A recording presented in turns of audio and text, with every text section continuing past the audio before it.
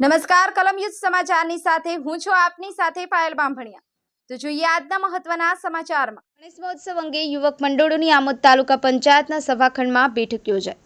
પોલીસની કડક સૂચના। 5 ફૂટથી વધુ ઊંચાઈ ધરાવતી ગણપતિની પ્રતિમાના આયોજકોનું પરવાનગી નહીં। આગામી ગણેશ મહોત્સવને ધ્યાનમાં લઈ Amod police sub inspector Rajendrasinh અસવારના અધ્યક્ષસ્થાને આમોદ તાલુકા પંચાયતના સભાખંડમાં ગણેશ યુવક મંડળોની બેઠક યોજાઈ હતી। ગણેશ યુવક મંડળના પ્રમુખ મોન્ટુ કંસારાના માર્ગદર્શન હેઠળ મીટિંગનું આયોજન કરવામાં આવ્યું હતું, જેમાં આમોદ પાલિકા પ્રમુખ જલ્પાબેન પટેલ, ઉપપ્રમુખ જસુભાઈ રાઠોડ, નગરસેવક ઉષાબેન પટેલ, બીજલ ભરવાડ, મહેશ પટેલ હાજર રહ્યા હતા। આમોદ નગરના 32 જેટલા ગણેશ મંડળના આયોજકો હાજર રહ્યા હતા। આમોદ પોલીસ દ્વારા ગણેશ યુવક મંડળના આયોજકોનું સરકારના જાહેરનામા અંગે જાણકારી સાથે જરૂરી સૂચનાઓ આપવામાં આવી હતી।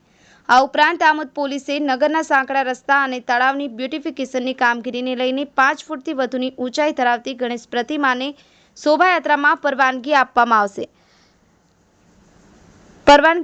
આવશે નહીંની કડક સૂચના આપી હતી। તેમજ મોટા ડીજે સાથેના આઈસર ટેમ્પોને પણ શોભાયાત્રા પ્રવેશ આપવામાં આવશે નહીં તેવી કડક સૂચના આપવામાં આવી હતી।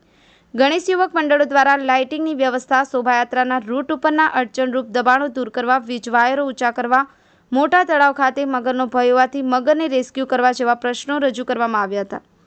સફીક બાપુ, કલમયુદ્ધ સમાચાર, આમોદ।